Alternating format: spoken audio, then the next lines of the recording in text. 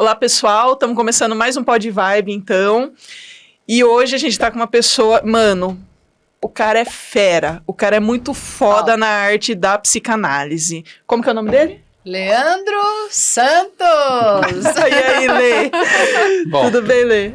primeiro de tudo, obrigado para minhas duas meninas super poderosas, pro pessoal aqui, pro pessoal do estúdio aqui, que não aparece, mas faz um bom trabalho. Demais. E eu sempre aceito os convites, porque eu valorizo, né, quem trabalha, quem produz, quem realiza. Eu sei o quanto é difícil fazer um podcast, essa parte que a gente está gravando aqui, se divertindo, dando risada, todo mundo acha que é só isso, mas na verdade é muito mais. Então, eu queria, primeiro de tudo, dar os parabéns para vocês duas pela coragem de começar e manter aí o Pod Vibe. Então, Ai, obrigada, Lê. Obrigada. A gente que Obrigada agradece sua disposição de estar aqui, Muito. sua presença aqui tão ilustre, Eu vim de tão pertinho. importante. Logo ali, né? Pegou um trânsito 50 bonito. km só. Nossa Senhora.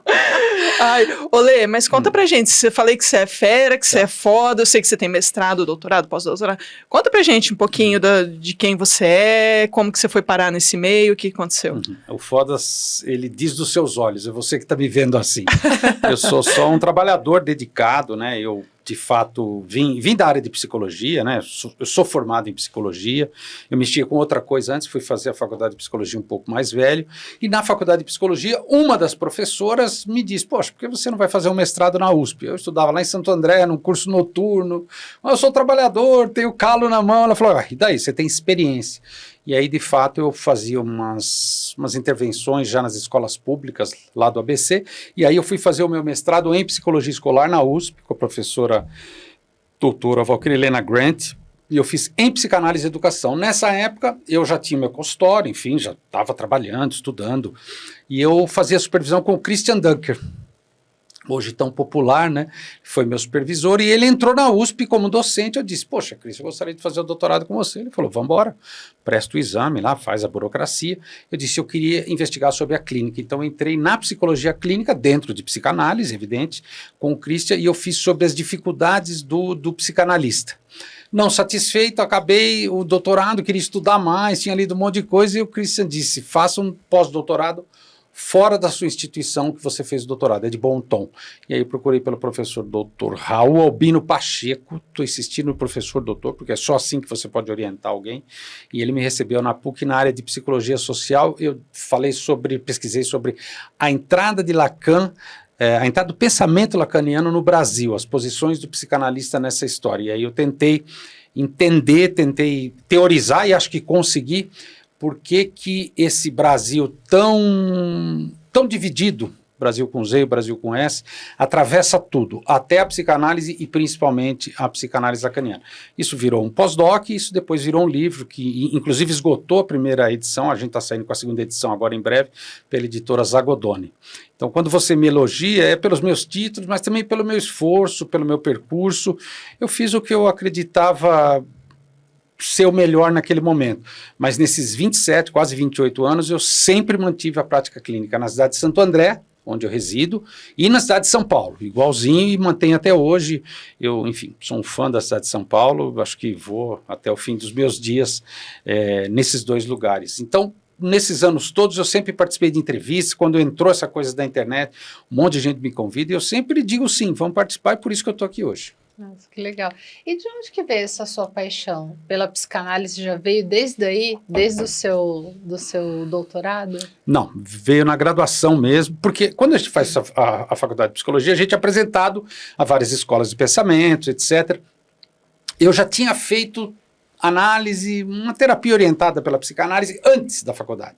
E eu ficava fascinado, que ela me perguntava um sonho, eu respondia o sonho, ela falava 10 minutos, me perguntava mais 10 coisas. Eu falei, meu Deus, eu quero fazer isso igual você. Ela falou, vai estudar. E aí, na época, a gente acreditava que era necessário estudar psicologia, mas no fundo já queria psicanálise. E aí eu fui fazer análise na linha lacaniana, aí, de fato, aí foi paixão à primeira vista. O Christian foi meu primeiro supervisor, que me ajudou muito a apresentar as pessoas, os locais. É interessante, psicanálise a gente precisa ter bons encontros, não basta só querer. Você precisa ter bons encontros na vida com gente que te ajuda a fazer bons contatos e avançar. O Christian foi, sem dúvida, uma pessoa muito importante. E aí, isso me ajudou, não só, claro, a clinicar, etc., aquelas coisas que todo mundo começa. Eu fiz trabalhos em escolas, fiz trabalho em empresas, e aí fui sendo convidado para dar outras aulas e voltei para a instituição onde eu me formei para ser professor. Aí eu acho que a paixão aprofundou ainda mais. Que legal. Que legal. Muito bom. E sabe uma coisa que a gente, assim, quando a gente fala de psicanálise, a gente fala muito de Freud, né? Sim. Uma E coisa a gente sabe que você é um fanzaço de Freud, né? Verdade. Eu sou o lacaniano mais freudiano que existe. Lacaniano freudiano, Verdade. ótimo.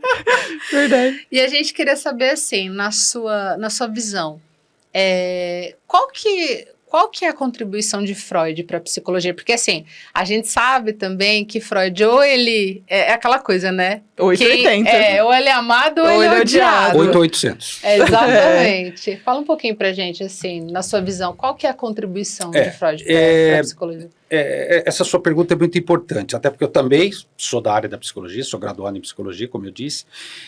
E é curioso, né? A psicanálise, dentro do curso de psicologia, ela é muito forte. Muito forte, mas tem uma razão histórica e política. A psicanálise mais tradicional, que a gente chama de mais, vamos dizer assim, mais hegemônica, que seria da Sociedade Brasileira de Psicanálise, aqui no Brasil representado pelo pensamento de Freud, Melanie Klein, Bion, até o Winnicott, né? Lacan está um pouco fora. Esse pessoal, quando estruturou a Sociedade Brasileira de Psicanálise, anos 50, 60, 70, eles se preocupavam mais em formar jovens psicanalistas, em ficar na instituição. E aí, logo depois, quando teve, eu cito isso no meu livro, quando teve essa quebra dessa hegemonia, que vieram os psicanalistas argentinos, fugidos da ditadura, os lacanianos em massa, os reichianos, as psicoterapias, psicodrama, o behaviorismo, a fenomenologia, enfim, várias linhas começaram também a formar pessoas. E aí o que aconteceu? Esse pessoal mais lacaniano, especialmente os argentinos, eles foram para as universidades. Então, resultado, quem se formou nos anos 70, 80, é muito provável que teve as disciplinas de psicanálise com psicanálise e outras disciplinas também, porque eu já dei aula de psicologia social, introdução à psicologia, eu falava sempre de Freud, porque é o que o psicanalista sabe fazer. Então, resultado, a psicanálise teve uma hegemonia dentro dos cursos de psicologia e as outras linhas, eu entendo que tiveram um pouco de dificuldade de parear com a psicanálise. Porque ela acabou sendo tão preponderante, ela acaba sendo quase que uma, vamos dizer assim, uma forma de pensar a psicologia. A psicologia não é só a psicanálise, natural, claro que não. Eu ia comentar justamente isso, porque Claro. quando você fala de psicologia, as pessoas já levam para o inconsciente, para a infância, para a mãe, para esses lados, né? Isso. Tudo que você fala de psicologia. Então, tipo, a gente pende um pouquinho mais para TCC, né? A gente gosta da neuropsicologia Sim, e da TCC. Então, quando a gente fala sobre isso, as pessoas olham até meio estranho, assim, os leigos, né? Olham até meio estranho pra gente, né? Quando a gente começa a falar de fala de neurotransmissor, ou como age a dopamina, não não sei o quê. convence, né? Você não convence. A pessoa, não vai falar do Freud? Exatamente. É exatamente isso. Então, acho que no Brasil ainda está muito Exatamente. fixado na psicanálise, Exatamente. né? E aí, ela me perguntou, mas por que você se apaixonou tanto pela psicanálise? Porque você tem um professor apaixonado, você se identifica. É verdade. E os psicanalistas, eles são realmente apaixonados. A gente tem, né, amiga, professores que são psicanalistas e você vê que eles falam com paixão mesmo, São apaixonados Eles são mesmo, apaixonados realmente. pela E é uma outra coisa. Agora, psicanálise. voltando à sua pergunta. Então, qual foi a contribuição do Freud? Eu acho que a contribuição do Freud, a principal foi, ele inventou essa cura mediada pela palavra, na qual a psicoterapia se apoiou. Todos esses caras foram psicanalistas, o Moreno do psicodrama, o Skinner do behaviorismo, acho que até o Carl Rogers, o Peirce, o Jung, foi todo mundo, começou lá com o Freud. Sim. Né? Aí depois foram discordando do Freud, brigando com o Freud, inventando suas próprias linhas e tal. O que eu penso? Eu acho que a Faculdade de Psicologia deveria ser mais democrática, deveria ter todas as linhas, dar um peso, não privilegiar nem por de mais nem por de menos. Por exemplo, o Conselho Federal de Psicologia é proibido falar de psicanálise. Você pega a revista, Olha não isso, existe a palavra caramba. psicanálise. É só uma questão da psicologia social, que eu concordo. A gente está num país que, poxa vida, a psicologia social, ela tem uma preponderância, é quase uma escolha por trabalhar questões que dizem de uma classe. Eu concordo plenamente, mas eu acho injusto também fazer o contrário, que é eliminar a psicanálise. Então, a tentativa de eliminar a psicanálise sempre existiu desde Freud. A última agora foi o livro lá da Que Bobagem, Psicanálise é Ciência, é mais uma tentativa, mas a psicanálise fica mais forte quando isso acontece, por uma razão muito simples: quem faz análise sabe que funciona, especialmente se a análise rolar, se a coisa acontecer um determinado tempo, uma boa transferência, não adianta. A pessoa que passou por um processo analítico vai dizer, poxa, mas para mim foi muito bom, e esse boca a boca é o que importa. Ah, nem fale. Legal.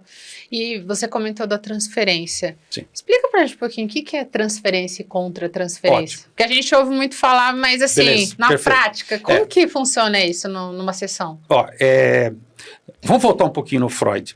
O Freud vai para Paris e estuda com o Charcot. Charcot é um grande nome, tem até um hospital chamado Charcot aqui em São Paulo. O Charcot dizia, Freud, eu inventei um jeito de curar esses traumas psicológicos, essa doença dos nervos. Como é que é, Charcot?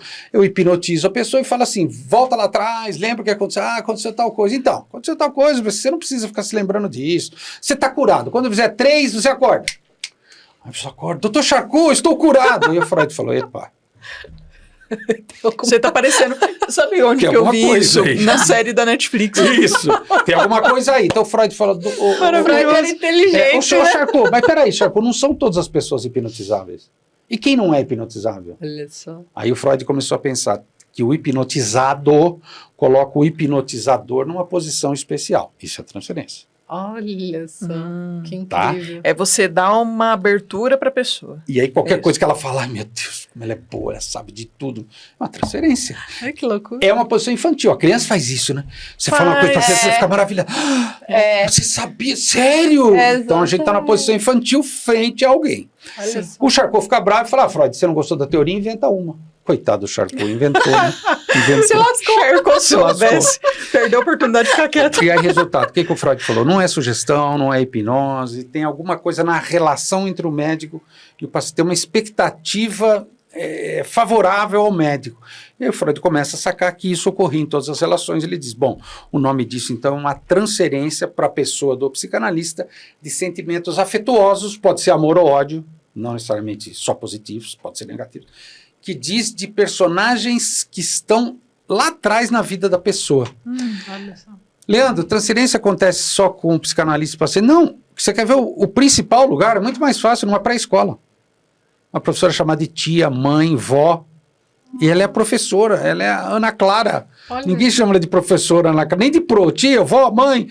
Esse equívoco diz, ele está vendo a professora Ana Clara como a mãe, como... Isso do paciente para o analista.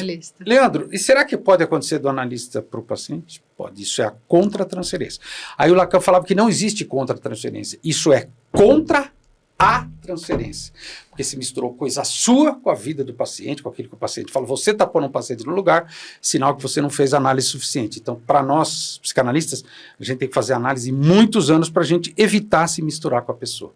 Nossa, porque vai ter coisas do paciente que vai mexer, né? Ah, claro, você também teve sua vida, né? Óbvio. Você também tem sua experiência. Por isso que é importante a supervisão. Na supervisão você trata dessas coisas, quase sempre o supervisor diz, fala disso na sua análise. Tem Que algo legal. se repetindo aí. E você faz análise até hoje? Eu fiz 10 anos de análise ininterrupta, 2 e 3 vezes por semana. Fiz 2 anos antes. 2, Nossa, 3 vezes uma- por semana. Interrupta, gente. 10 anos. E fiz uma boa psicoterapia também de 2 anos. Então, somando, são 12 anos. Eu fiz 10 anos de supervisão toda semana durante a análise. Isso me ajudou muito. Depois eu fui passando. Incrível. Mas isso me ajudou muito porque evitava, e evita ainda até hoje, com que eu me misture com o paciente. Mas, gente, se o paciente mexe muito com você, tenha humildade de se perguntar. O que que tá tá acontecendo? Porque a gente fica falando de coisa, ai, o ódio, ou atração sexual, não é disso que eu estou falando. Às vezes você pode gostar muito do paciente, você não consegue interromper a sessão porque está tão legal. Não é para isso. Ele pode achar muito legal, você não pode. Então você tem que sempre se interromper. Ou então você começa a pegar ódio da mãe do paciente. Que não tem nada a ver. Ele fala Que de uma não tem pessoa e você nada a fala, ver. meu Deus, como pôde fazer isso com o meu Mas paciente? é um- Você já entrou. Você já entrou no já era, rolê, né? já E era. isso é humano. A gente trata, o Freud falava, ele chamava de purificação. A gente tenta se purificar, né? A gente tenta se manter neutro, né?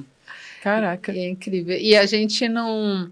E é muito... Eu vejo muitos profissionais falando isso, né? Que a gente... às vezes começa uma faculdade achando que a gente vai tratar vou fazer faculdade de psicologia. Não vou dar amor. Eu falava para os alunos, não precisa fazer psicologia, eu vou dar amor. Eu quero me entender melhor. Eu quero me entender. A maioria vai. Ai, não dá certo. Ao invés de eu fazer psicoterapia e gastar uma grana, eu vou pagar a faculdade e eu me trato. Só pior. No 5º ano o cara tá pior. Aí tem que fazer mais anos ainda de análise. A professora falou isso pra gente. Falou hoje isso. Gastou uma grana, não resolveu merda nenhuma. Era melhor ter feito psicoterapia. Era melhor você ter ido pra psicoterapia. E aí, nesse sentido, eu sou muito democrático. Eu acho que todas as linhas de psicoterapia, a psicanálise também, que não é uma psicoterapia nesse sentido, eu acho que se levado a sério com um bom profissional pode ajudar muita pessoa a se interrogar. Porque por trás dessa coisa de eu quero dar amor, que é lindo, né? Eu quero dar amor. Alguém pediu amor pra vocês? Não, mas eu quero dar, professor. Que vontade de dar amor. Adota um cachorrinho. Alguém pediu amor pra você. Mas aí tem um detalhe, né? Mas quando você fica nessa posição, o outro tem que receber seu amor, né? É verdade. Eu quero dar, então você tem que bater palma e de joelhos agradecer o meu amor. Porque aí se não reconhecer o amor que eu tô te dando. Exatamente. É que nem mãe, eu dei minha vida por você, ela vai querer a sua em troca. Nossa, é louco, não brinca com isso. Já ouvi muito isso, Cuidado. hein? Frase forte, Caraca, né? mas não é? Porra. Você já viu mãe falando isso? Dei minha vida, aí Te depois carreguei- suga Eu carreguei por 9 meses. Aí você Depois precisa ter suga coragem até pra a falar, alma. você que escolheu, querido. Eu não tenho nada a ver Não com pedi, isso. viado. não Depois pedi. suga até a alma. Ô, Lê, aproveitando que a gente entrou nesse assunto, a psicanálise, ela fala muito de passado, de Sim. trauma de infância, essas coisas. Ela não fala do presente, não? O presente é o passado reeditado, né? É um passado que não passou, por isso que ele é presente. Essa coisa de, a psicanálise é museu, só gosta do passado, mas não passou, tá presente. Ai, que tapa. Né? Não passou, tá presente. É Por isso que tem que verdade. tratar Acho que é pro presente não virar um futuro repetitivo e estereotipado, pra você poder fazer algo novo. Olha que Via de regra, a gente beleza. repete o passado. É, e é verdade, você vê as pessoas num looping eterno, Sim. batendo naquela É, tecla. sim. E é engraçado que assim, a pessoa fala assim: eu não gosto do meu marido, da minha esposa, por causa disso, disso, isso. Separa. Arranja outro igualzinho. Faz a mesma coisa. Chama-se compulsão, repetição, isso. A gente repete, A gente faz análise para parar de repetir. Por que a análise demora? Por que 10 anos? Porque você resiste a deixar de repetir. Você arruma um monte de desculpa esfarrapada para continuar repetindo. Por quê? Porque é cômodo, Lê? Porque você tem um prazer mórbido, aí o Lacan chama de gozo, de ficar repetindo, esses homens que não prestam. Mas por que você escolheu outro homem igual? Não sei, meu dedo é podre, né? Todo mundo tem desculpa. Mas por que você não faz algo diferente? Só que fazer algo diferente implica em enfrentar as próprias resistências. A gente sempre resiste ao que é novo. Então, tudo que é novo causa desassossego. Você tem que ter coragem, você tem que ter ousadia. Eita, tá me dando medo dessa conversa. Dá um medinho, né? É verdade. É porque Caraca. a gente passa a vida inteira, Sim. muitas vezes. Às vezes você vai procurar análise, às vezes você, sei lá, já tá com sei lá quantos anos. Sim. Você passou a vida toda Repetindo. repetindo E você saca isso na análise. Meu Exatamente. Deus do céu, isso sou eu, é você, parabéns. É isso. Quer que embrulha? Quer que embrulha, põe na sacolinha. Você, É isso. não é você. Cara. E eu sempre falo isso, né? Eu faço Uhum. psicoterapia. E a minha psicóloga, a abordagem dela é psicanalítica. E eu já passei por todas, viu? Já passei, assim, a gente gosta muito da TCC, mas eu não sei te explicar, mas eu achava que a psicanálise ia me ajudar. Todo mundo acha. E aí eu fui pra fazer com ela, né? Que é psicanalista. E é isso que você falou. Quando, às vezes, eu brinco muito com ela assim, eu falo, caiu uma ficha agora. E eu faço umas caretas assim na análise, ela morre de rir com as minhas caretas. Mas é isso. E aí, às vezes, é difícil, porque aí eu me pego repetindo Claro. a mesma coisa. Eu falo, caramba, mas agora, pelo menos, eu já identifico. Opa, tô Agora, fazendo eu de novo, a mesma coisa. esse é o ponto central de um tratamento analítico. É você saber, você construir um saber seu, claro que não é uma sessão, sobre as coisas que se repetem, por que você repete, por que você convoca personagens da sua vida para ocupar certos papéis. Nossa, isso é incrível. É quase um teatro inconsciente, evidente. É verdade. Por favor, você pode ocupar esse papel, mas você vai sofrer, mas eu gosto, por favor. É incrível. Aí o analista vai falar. É incrível, Aí o né, analista vai cara? falar, Mas é incrível, é muito legal. É incrível mesmo. O que é isso, né? O papel do analista é falar o que é isso. E claro, na transferência você repete essas questões também com o próprio analista. É verdade. E sabe o que é incrível? A psicanálise, eu sempre ouvi falar que psicanálise demora demais para dar resultado. Demora um absurdo, É o né? contrário. Eu pretendo começar a fazer também, eu só tô arranjando já um tempinho na agenda aí É o para contrário. encaixar É o uma contrário. terapia. É muito rápido. Lê, mas eu vejo a diferença na Bruna. De uma semana para outra, uma sessão que ela fez, já muda, às vezes ela chega com umas falas para mim, eu falo, carai, coisa não te saiu esse negócio. Isso, né? Porque Sabe, é centrada é na incrível. palavra, né? É centrada na libido que a gente põe na palavra, que por sua vez diz das nossas ideias, das nossas crenças. Às vezes dá uma mexidinha, a pessoa parece outra. Essa é a ideia mesmo. Reorganiza mesmo os Essa é a ideia, pensamentos, essa é a ideia, né? essa A é a gente ideia. reorganiza a E aí forma não- de é, ver e as aí não coisas. adianta, isso é no 1 a 1, e aí não é ela que vai falar que a análise é boa, quem está perto dela vai dizer, nossa, que Exatamente. A gente porque não eu percebe olho- às vezes, né? É, A pessoa e- que tá do lado é que E quem vê. tá perto, e assim, eu nem tenho um contato tão próximo, a gente se vê uma vez na semana. A gente se Verdade. fala o tempo inteiro, a gente se fala. Mas a gente se vê uma vez na semana. E às vezes eu percebo uma mensagem que ela manda. Sim, a letra. Já eu tá falo, melhor, né? Eita, é Não, e- incrível. Meu marido É, agradece. Leandro, e você aprendeu isso nos livros? Não, aprendi na minha análise. Olha só. Uma que vez eu incrível. falei para minha analista, logo no comecinho, assim, a gente começa, a gente é bobo, né? E eu todo orgulhoso. Eu tenho 8 pacientes. Ela falou, tem? Por que você está falando assim? Olha. Comprou? Não, parece que eu comprei na loja, né? Foi no cartório Me e vê passou pro 8 seu nome. pacientes, por favor. Dá para embrulhar tudo junto? Posso pagar no cartão? Me vê 8. Põe 2 sacolas. Porque Foi no é cartório muito e passou ingênuo pro seu achar que nome. eu tenho alguém. Você não tem ninguém. Nossa, olha só. Aí, claro, aí a gente usa o verbo eu atendo, que também não é certo, que se eu atender não rola análise. O certo vira assim, eu psicanalizo 8 pessoas. Se elas voltarem, né? Pode não voltar. Pode me escrever, me ligar e falar, Leandro, obrigado. Tchau. Ô, não Lê, quero e mais. acontece isso, porque assim, o negócio dói, né? Eu imagino que é um troço bem dolorido. As pessoas, acontece da pessoa falar, sai fora, vou voltar nesse Tá negócio. mexendo muita nada. coisa. E aí, aí que eu não geralmente, ela quero. dá uma desculpa de tempo e de dinheiro, óbvio. Mas a análise, algumas pessoas param porque não está funcionando. Acontece. Às vezes não bate o santo, não rolou, tem que procurar outro profissional mesmo. Às vezes eu mesmo digo, ó, deixa eu te indicar um colega, não tá rolando, Não a gente tá tá rolando. sofrendo aqui. Mas a maioria para porque está funcionando. Ah, porque começa a mexer, né? Claro. Eu passei por esse período, assim, É. de começar a mexer algumas coisas. Eu falei, não, vou ser firme aqui. Porque se você Vamos continuar esse se negócio. você recua, não adianta, você perdeu tempo. Não vai acontecer nada com você, você só perdeu um grande tempo. Eu não tô nem falando do dinheiro, você perdeu tempo. Por que você não pode avançar, repensar? A pessoa não tá falando aquilo para judiar de você, ou para te humilhar, ou para te Exatamente. espezinhar. Ela tá dizendo, pô, repensa Ela tá isso, o querendo que te você ajudar, acha? né? Ó, vê, tá na tua cara, você não tá vendo. Exata. E aí, até pegando essa ponte aí, que a gente sempre fala muito isso, né? A maioria das coisas é sempre sobre a gente. Sempre. E é porque eu vi uma pessoa falando isso uma vez, e assim, muito do que a gente que tá acontecendo ao nosso redor, né? No nosso trabalho, na nossa vida pessoal, que tá nos incomodando. E aí, quando você faz análise, que você começa a ter os insights, você começa a ver que é sobre você. Claro. É sobre a gente. E aí as pessoas mudam, as coisas mudam, a vida muda, não é porque essas coisas mudam, você mudou. Você mudou. E aí, fala um pouquinho pra gente, até falando sobre a gente, né? Essa questão do narcisismo, assim, que isso é muito forte na psicanálise, Sim, né? sim. Fala um pouco pra gente aí. O Freud Narcisismo. precisou fazer uso de mitos, porque além deles explicarem a condição humana e continuam explicando, não adianta lutar contra a mitologia grega, esquece isso, para de lutar. O que esses caras trouxeram foi genial, porque diz do ser humano até hoje, e o Freud fez uso para poder sustentar alguns conceitos, algumas ideias. Então, quando ele fala do narcisismo, ele tem um texto belíssimo sobre o narcisismo, introdução ao narcisismo, né? Ele está querendo dizer o quê? Que na relação eu e outro tem uma coisa especular, né? Ele usa o mito de Narciso, que se a gente puder simplificar bem, grosseiramente, Narciso e a Eco estavam apaixonados, aí, sei lá, o conselho dos deuses disse, vocês não podem ficar juntos, vocês têm que se separar e serão agora amaldiçoados. Ai, meu Deus, que maldição! Eco, você vai se apaixonar pela primeira pessoa que te dirigir a palavra.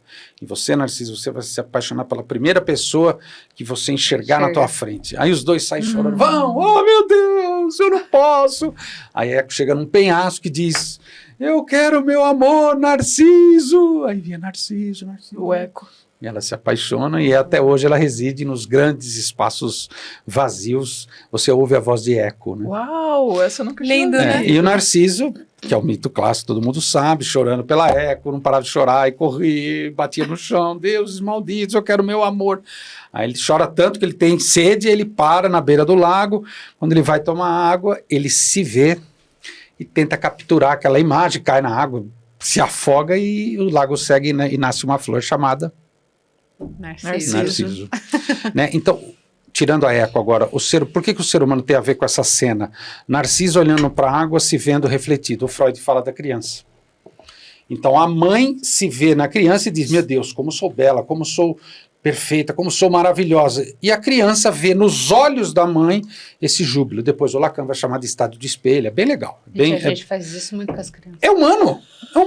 E aí, resultado, a gente não para de projetar numa superfície algo que diz da nossa suposta beleza. Então a gente se apaixona, meu amor, a minha mulher, o meu homem, a minha criança, os meus ideais. Os meus, tudo meu. Tudo meu, tudo não é nosso, tudo meu.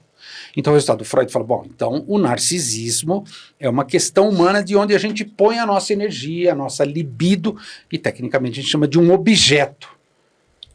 Então a gente está apaixonado, esse objeto seria essa imagem nossa que a gente vê refletida. E a gente vai defender com unhas e dentes, naturalmente. Vocês perceberam que isso não tem muito a ver com mãe narcisista que está na Era isso que eu ia perguntar. Exatamente. É outra coisa. Agora, nós, humanos, a gente se põe numa situação que a gente projeta nessa superfície algo nosso, que é humano. O problema está no exagero disso. Isso pode, de fato, especialmente numa criança, criar complicações gravíssimas. E chega muito, mas assim, aparece muito para você, por exemplo, transtorno, alguém que tem um transtorno narcisista, porque ou é uma vítima. Palavra que também. Ou vítima, entre aspas, né? Porque tá uma coisa meio banalizada também, Isso. né? Tudo é narcisista, a pessoa já é um pouco mais arrogante, sei lá, é narcisista. E aquilo que eu digo, banaliza, né? Às vezes o cara é só um cuzão. É só um chato, né? né? Exatamente. Ele não tem um transtorno de personalidade. Né? É que às vezes eu acho que a vítima, de novo, entre aspas, aí, né, do cuzão em questão, acaba se ferindo muito com as atitudes da pessoa e acaba nomeando de narcisista. Mas na verdade tem algo ali naquele laço, né? Exatamente. Agora deixa eu falar para vocês, a gente não se calca tanto nessa coisa de transtornos, isso é uma terminologia psiquiátrica. A gente tem os conceitos próprios, claro, e eu acho que o que a gente chama grosseiramente de narcisismo tem muito a ver com o ego. Fala isso aí pra gente, sim. como então, que é, como Freud funciona. tem um texto importantíssimo perto desse do narcisismo, que é o ego e o id, né, que é o eu e o isso, na verdade, né, o ego é o eu, né, que na verdade é essa ilusão que a gente cria sobre nós mesmos, né, então eu sou o Leandro dos Santos, eu sou corintiano, eu sou de Santo André, eu fiz mestrado, fiz doutorado, isso é ego. Eu acho que com isso eu me destaco, eu sou especial, eu sou importante, narcisicamente, eu tenho um valor. Se eu for atropelado amanhã, eu sou enterrado, algumas pessoas vão chorar no caixão, depois acabou, esqueceu o Leandro. Então eu não sou tudo isso. Então, resultado, quando a gente precisa dessa muleta, né, que eu falei, a mãe, a criança, ou um casal apaixonado, é que a gente espera que esse objeto garanta o nosso narcisismo, renove o nosso narcisismo, o Freud falava. E ele brincava, Sua Majestade e o bebê, naquela época. Nossa, e é tão atual, né? É só você ir no buffet. A criança de 1 ano ela não entende o que é a festa não é para criança, é para os pais. Exatamente isso. Eu mesmo falo de festa de cachorro. Exatamente. Por que a criança se chama Vitória? Não é porque ela escolheu. É verdade. Os pais consideram que ela foi uma vitória deles. Então, o narcisismo implica isso, o ego explica muito isso. Então, essa inflação do ego, que é algo que a psicanálise trabalha muito em cima, incide muito, ela está presente, por exemplo, o esvaziar do ego em todas as religiões. Todas as religiões dizem para os seus participantes, lógico, cada qual de sua maneira, esvazie seu ego. Esvazie seu ego. Esvazia. Por quê? Esse ego é uma ilusão que te atrapalha nas relações. Porque você começa a rivalizar. Não, eu sou superior a você. Mas por que você fala? Porque eu tenho título, porque eu sou bonito, porque eu sou homem, porque eu sou brasileiro. Eu daria 200 exemplos. Qualquer coisa, né? Sou corintiano, moro em Cotia, eu sou superior porque eu moro em Cotia. E a pessoa acredita nisso. Então a psicanálise vai pôr em xeque essas questões. Por isso que a tendência, espera-se, é esvaziar o ego e com isso esse narcisismo bobo ser relativizado. Nossa, gente, que incrível isso. Lê, e assim, você comentou agora que não...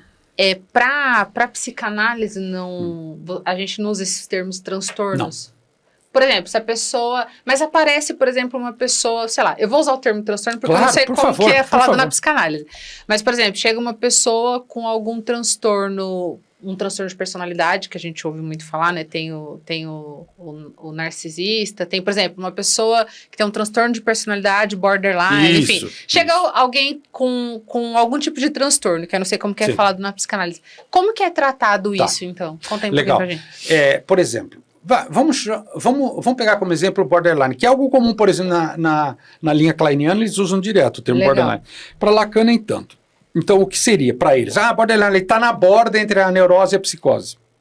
Que é o que Freud usava muito, né? Neurose. Isso. Para o Freud, claro, ele martelava muito neurose, psicose, perversão, mas o Freud não dizia que uma coisa podia se tornar... Ele está prestes a se tornar psicótico. O Lacan, então, é radicalmente contrário a isso. Porque a gente considera que esses transtornos, na verdade, são uma terminologia psiquiátrica que aponta para um ideal de normalidade na sociedade. É um transtorno para quem? Para a ordem social, está atrapalhando. Vamos curar logo isso para a pessoa voltar a produzir e consumir. Especialmente no universo lacaniano, até uma questão política, não tem normalidade. O Lacan é super próximo do Foucault. O Foucault era um cara que criticava radicalmente. Você tira a letra L da palavra normal, vira norma. Então, quer dizer, a gente questiona as normas. O Freud, do seu jeito, muito mais. Então, o resultado, para nós, a gente não tem um ideal de personalidade, de adaptação. Eu vou adaptar essa pessoa, ela vai ser normal. Não, ela é livre para ela ser o que ela quiser.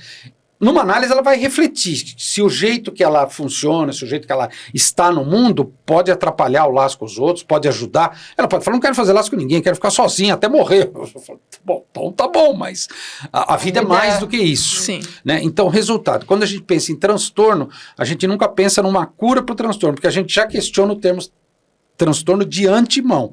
Então a gente não pensa em normalidade, a gente pensa que significação que a pessoa dá para as coisas, como é que ela pensa, como é que ela, vamos dizer, atua isso no laço social com as pessoas. Enfim, a gente quer que a pessoa se analise. Psicanálise é análise do psico, como o Freud já diria. Mas o que é análise? É dividir em pequenas partes e fazer novas composições, novas junções.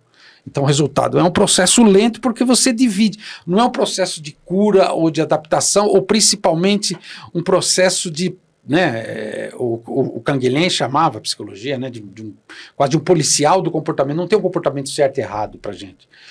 Que consequência tem a A e B? Isso o sujeito, de fato, quer mudar alguma coisa na vida dele. Quem chega no analista geralmente quer mudar. Então, a gente não se preocupa tanto com essa nosologia psiquiátrica. Para a gente, psicanálise não tem muito peso. É interessante. A gente estava falando sobre isso hoje, né? A gente viu um pouco isso na aula. até de Foucault hoje. É isso. Incrível. É. E assim, e chega também casos de pessoas que, por exemplo, a pessoa, ela tá passando por um problema com alguém. Uhum. Assim, ela tá sofrendo com alguém Sim. que ela convive, sei lá, um familiar, enfim, Sim. qualquer pessoa.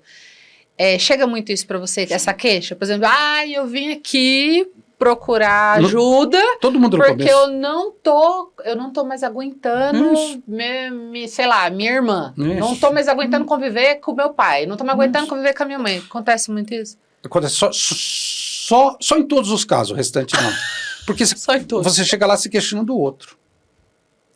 Você não vai se queixar de você vai se queixar do outro. Ah, sim. É sempre É sobre o sempre o outro, outro. né? Muito mais cômodo. Claro, a gente tira da gente e empurra E põe pro no outro. É muito mais Aí fácil. tem um momento da análise, vai caminhando, que o sujeito começa a se interrogar, e eu?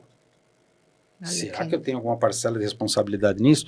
Tudo bem, eu acho que na dinâmica social tem coisas que nos afetam que não tem nenhuma ligação com a nossa responsabilidade, né? Eu acho que o capitalismo é mestre nisso, né? Tem coisas que você não tem muita escolha, mas tem coisa que diz da gente, tem coisa que diz da nossa posição simbólica na vida, frente ao outro. Tem coisa que até o senso comum sabe, bom, mas por que você está deixando ele fazer isso com você? A minha irmã briga comigo. Bom, por que você sustenta essa briga? Você não para de dar bola? Por que você não responde? Você não dá um tapa na cara dela? Enfim, você tem que fazer alguma coisa. Não, eu prefiro me queixar dela. Então eu tô vindo aqui para você mudar a minha irmã. Não existe isso. Não vai acontecer. Então, a análise é você se interrogar sobre a sua parte. Não é por que acontece tal coisa comigo. O que eu faço para que isso constantemente se repita? Alguma coisa eu devo fazer ou deixar de fazer. Bom, então tá na hora de se virar, né? Às vezes é até deixar de fazer, né? Pode ser o caso. Virar as costas e ponto. Exatamente. Né? Tanto que a pessoa começa a fazer análise, nossa, eu tô tão diferente, eu não sei o que mudou em mim. Você saiu da posição, às vezes, de cúmplice, de vítima, né? Parou de sofrer de uma doença chamada coitadismo. Coitadismo é uma doença terrível, gente. Terrível. Uma infecção terrível. E é gostosinho, é Lógico, cômodo, claro, né? claro. Nossa, é muito Isso que o Freud sacava, o sujeito tira um ganho secundário daquela posição. Ah, e é ótimo. Fala um pouco de ganho secundário pra gente, Lê, Porque, por é um exemplo, se assunto você é vítima a incrível. vida inteira, aí você vai fazer análise, o sujeito ele vai sutilmente demonstrando que você se põe na posição de vítima. Quando você saca isso, aí você vai ter que escolher, continuo me colocando na posição de vítima ou saio disso?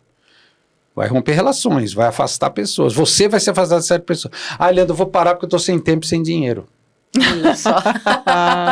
Não é É a hora isso. que começa a doer. A hora Eu quero que fazer o começou a omelete sem doer. quebrar os ovos, diria o Freud. Isso é um ditado francês.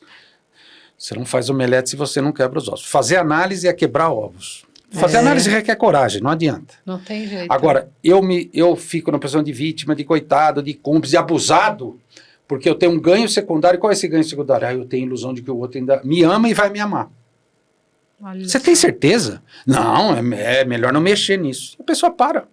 Isso é inconsciente? É inconsciente. Inconsciente. É inconsciente. É lógico que a análise tenta trazer para o consciente, mas é inconsciente. Olê, como que a psicanálise trata aqueles casos das pessoas? Sabe quando a pessoa desenvolve tipo uma meio que obsessão? Acontece muito em relacionamento, Sim. né? É verdade. Por que a pessoa desenvolve essa obsessão? O outro tá chutando. Sabe aquela pessoa que morde a sopra? Tipo, às vezes chuta, depois vai lá e adula. Chuta e adula. Parece que o outro gruda. Quanto mais acontece isso, mais o outro gruda, né? Como que a psicanálise explica? Putz, isso é muito comum no consultório. Nossa, que interessante vocês trazerem isso. Porque quem está de fora, você contou agora para mim, provavelmente você deve ter algum caso, você olhou, falou, mas por que isso se mantém? A questão é por que isso se mantém? Parece tão óbvio, porque aquela pessoa pode sair a hora que ela quiser. Exatamente.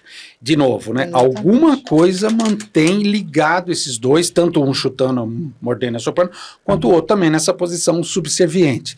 Eu não vejo problema se a pessoa falar assim, mas Leandro, eu gosto. Eu reclamo, mas Ela eu tá gosto. consciente de que é a Então escolha terminou, dela, né? então terminou aqui a psicanálise, você está de alta. Segue sua vida. Agora o psicanalista pergunta, você gosta? Ok, a vida é sua, você pode fazer o que você quiser. Mas só tem isso na vida para gostar? Será que não tem mais coisa? Será que não dá para flexibilizar um pouco? Não dá pra ver outras coisas. Outras coisas, tentar outras coisas, né? E você tem um padrão, assim, da onde que vem isso? Assim, mais ou menos, eu sei que padrão cada um é cada um, né? Claro. Você não vai tirar um padrão. Mas você tem mais ou menos uma frequência da origem disso? A origem é sempre do mesmo lugar, do nosso Édipo, sempre da nossa história, que a gente chama de simbólico. O Freud chama da nossa vida erótica, que em português, ouviu erótico, já pensou em sexo genital. Não, O exatamente. povo confunde erótico muito é os isso. prazer, o jeito que eu tenho de Você ter explicar prazer. isso. Ah, eu gosto de brigar com a minha irmã, por exemplo, aí essa pessoa briga com todo mundo é irmã dela. Isso é uma vida erótica. Mas Leandro, é um prazer masoquista? Exatamente. Olha. Mas ela só se ferra com isso? Exatamente. Certa vez eu atendi uma moça, eu me lembro, né? Ela já chegou para mim falando que brigava com todo mundo. Ela falou, não vejo a hora da pessoa brigar comigo. Ela tá dizendo o quê para mim? Eu vou Briga brigar? comigo. Vou brigar com você. Fiquei 2 anos concordando com ela. E não brigou. Ela vinha e provocava. Quebrou o padrão da mulher. Ela vinha. E eu, pode ser uma possibilidade, você tem razão. Talvez exista uma pequena, uma parte ínfima de alguma responsabilidade sua. Mas não, mas a maioria é do seu trabalho, as pessoas. E ela se manteve. Mas um dia ela sacou, né? Vou Leandro, você é malandro. Cara, né? demorou 2 anos. Demorou 2 Ela falou, anos. você assim. discorda de mim. Eu falei, se eu discordar, Tô fudido. ela falou, Vai brigar. Ela falou, vou brigar com você. E aí, resolveu? Eu falei, não dá pra fazer algo novo. Ela fez Ela falou, por dois. ela falou, você tá me forçando a fazer. Eu falei, por que o que você tem comigo aqui que não tem briga, não pode ter lá fora também, ué? Tem que brigar com todo mundo. Só existe isso. Só tem essa E a possibilidade. pessoa fica né? presa nisso. É uma pessoa muito inteligente, muito engraçada. Não é assim. Sim. A gente pensa numa pessoa, né? Vestida de Carrancuda, preto, assim, é um nada. barato. Inteligentíssima. Mas ela quer forçar todo mundo, ela quer brigar, ela acredita que isso é verdade. E essa moça avançou muito. Eu fico muito satisfeito. Muito satisfeito você que ela tenha mudado, né? Que legal. Agora fiquei curiosa. Você pegou de onde que veio isso?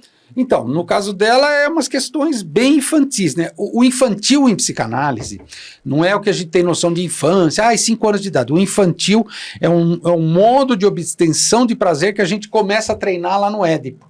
Isso permanece dentro da gente. Eu sempre brinco, Leandro, você atende criança? Eu falo, só atendo criança.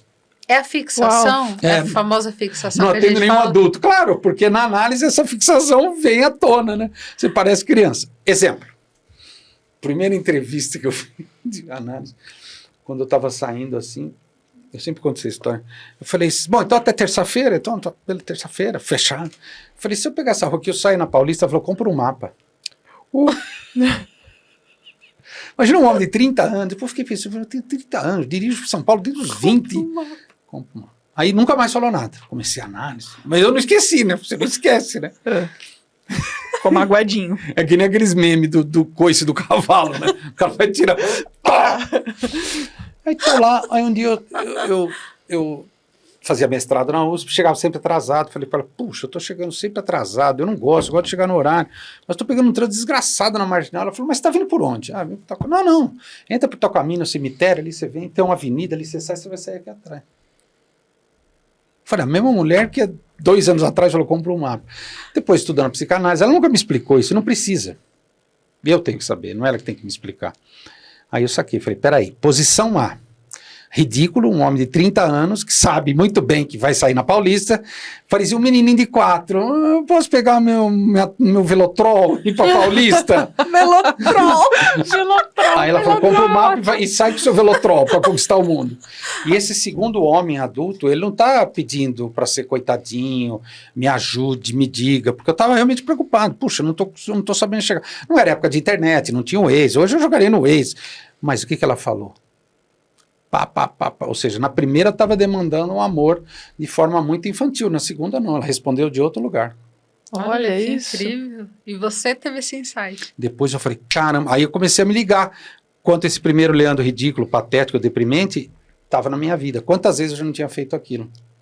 Nossa, que incrível. Então não adianta você estudar o Freud e o Lacan para você saber disso, é na análise. Depois você vai ler Freud e Lacan, nossa, sou eu. Puta merda, Lacan, para que tá doendo. Tá doendo, ruim. Cara, mas é incrível, né? Como a psicoterapia em geral, não digo nem só a psicanálise, mas faz a gente olhar pra gente, né? E... Tem um clichêzinho, né? Eu sempre uso meus clichês. Deixa eu abrir a malinha de clichê, que vou pegar um. Uma paciente mulher que diz assim, meu pai é um cachorro. Meu pai é um cachorro sem vergonha, cachorro. Ordinário. Aí o analista pergunta, mas por que cachorro? Não, minha mãe falava isso, que seu pai é um cachorro. Aí a pessoa fala 10 minutos o que a mãe falava. Eu falei, mas sua mãe falava isso? Minha mãe falava que meu pai fala mais 10 minutos que o pai é um cachorro. Aí eu faço uma pergunta, o seu pai ou o marido da sua mãe? Exatamente. Nossa, só tapa hoje. Aí o marido da mãe dela pisou na bola. A mãe dela tem razão de falar isso. Agora, por que ela escolheu ficar ao lado da mãe, sendo que como pai ele era um bom pai? Como marido, tudo bem. Altamente criticado. Um cachorro. Mas ela é filha dele. Ela não é esposa dele. A esposa dele tem que se virar com ele. Aí o que ela faz? Quando eu formulo essa frase, estou do lado da minha mãe. E pode ser que nem seja a verdade dela. Pode ser que ela nem ache o pai um cachorro. Olha, que incrível. Lei, nesses casos que a gente tem ouvido muito falar de alienação parental, que é justamente isso, quando um dos pais critica o outro para a criança, é uma situação horrível, né? Horrorosa. A criança, como que funciona para a criança tomar partido de uma parte ou de outra? O que é um absurdo. Eu vou responder sobre o absurdo. Por isso que eu acho que isso tem que ser crime. Quem faz isso tem que ser criminalizado, porque é errado. Porque a criança fica dividida. Teu pai não veio te buscar porque ele tá com aquela amante, ele é aquela vagabunda, ele não gosta de você. E às vezes não é nada disso. E também o contrário. Tua mãe não gosta de você porque ela tem um homem, ela gosta do filho do outro cara, enfim. A gente vê coisas horríveis para jogar a criança contra o pai e contra a mãe. Aí a criança fica dividida, ela tem que recalcar essa agressividade dela, ela pode muitas vezes transformar isso numa doença, metaforicamente falando, cara, uma doença psicológica, estou só usando esse termo para facilitar o raciocínio, um sintoma, isso precisa ser tratado. Mas, na verdade, por que esses dois pais, ou um pai ou uma mãe, às vezes os dois, são covardes? Por que eles são covardes? Por que eles têm que meter a criança no meio? Gente, a gente só ouve falar desses casos horrorosos, mas um monte de casais separam e não fazem isso, a criança fica de boa. Na minha própria família eu tenho, poxa, fulano, meu primo, separou do meu primo, eles não brigam, então são maduros, não enche o saco da criança. Agora é fácil, né, você convocar a criança, sendo que a criança não tem estrutura para lidar com aquilo. Por isso que eu acho que isso tem que ser criminalizado. Porque senão a pessoa não pensa. Não pensa. Você só fala que é exatamente. errado, ela vai, bom, então agora você vai pra cadeia. Aí ela começa a pensar. Porque é injusto. E aí entra o papel do psicólogo, que não é o psicólogo de consultório, nem psicanalista, nem psicoterapeuta. É o cara que tá lá na justiça, que tá no serviço público, que tá no fórum, que ele não tem tempo. Vou atender essa criança 3 anos. O cara não tem tempo. Não, às vezes não tem recurso. Por isso que eu valorizo muito esses colegas que estão nessas posições, que eles lidam com essa bucha aí. Sim. Até chegar no consultório... Já passou-se Já, muito. porra, então é complicado. É Agora, triste mesmo. responda assim, Leandro, o ser humano pode fazer coisas horríveis? Pode. Leandro, o ser humano pode fazer isso com o próprio filho? Pode, não tenha dúvida. Com certeza. Pode, Não- que a gente vê. não já tenha ouviu dúvida. falar. A gente vê mesmo. Nossa, Mas nós, psicólogos, psicanalistas, nós somos tão otimistas menos. O ser humano é menos. complicado. E pior que isso vai gerar questões. Lógico. Meu Deus do céu, não sei nem o que dizer disso. Pior que é. Mas sabe uma coisa que eu queria até falar te perguntar? A Van falou um pouquinho até no começo sobre traumas, tal, infância.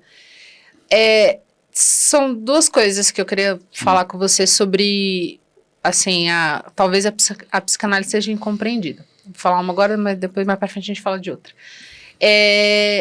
A psicanálise porque eu acho que as pessoas acham, assim, tem a visão de que a psicanálise ela só trata traumas. Então, assim, a gente só trata coisas, por exemplo, todos os meus, vou tentar exemplificar, todos os meus problemas é porque o meu pai falava assim comigo quando eu era Ele pequena. traumatizou. Exato. Todos os meus problemas é porque a minha mãe fazia não sei o que comigo. Explica um pouquinho pra gente. Na verdade, é a fantasia que a gente tem sobre o nosso passado. Porque às vezes a Olha. criança pode ter tido uma ótima educação, pais razoáveis, e a criança ser super complicada, um adulto super complicado. Aí você fala, pô, mas os pais deles eram razoáveis. É a fantasia que ela tem sobre aquele passado. Leandro, mas existem traumas reais, as pessoas podem fazer coisas horríveis com as Sim, crianças. sim. Claro, Existem, claro que existe. óbvio Não tem que o que falar. existe. Mas a gente não pode se esquecer do seguinte, tem a nossa interpretação e a nossa significação. Eu fui na feira, eu queria pastel de queijo, minha mãe disse, só tem de carne. E você, até o dia da morte da sua mãe no caixão, você falou, você não me deu pastel de queijo em 2 de agosto de 92. Porra, 82. cacete, Pior que é. porra, mano. Pior que é. Você comeu o pastel, ela te deu o Puta pastel. merda, do jeito que você queria, Então, né? mas aí entra a psicanálise. Por que ele dá tanta importância para esse fato? Por que esse Olha. pastel virou uma prova de amor?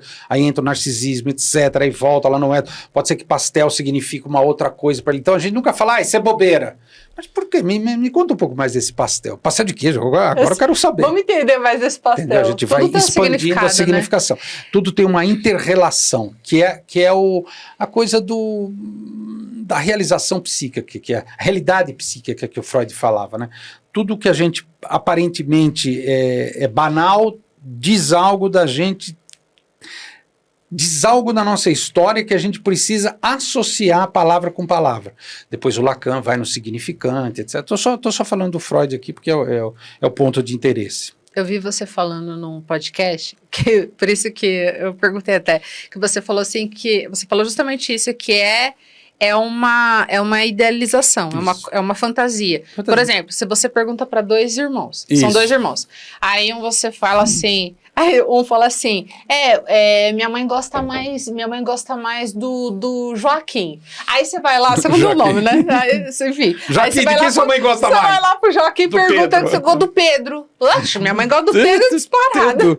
E para os dois são a verdade. E pros 2 é a É a verdade. verdade. É aquela história, eu sempre conto aquela história dos 2 filhos do pai alcoólatra, né? Uhum. Um nunca pôs uma gota de E álcool o na outro boca, porque virou o pai alcoólatra. era alcoólatra e ele via o É sofrimento verdade. da família.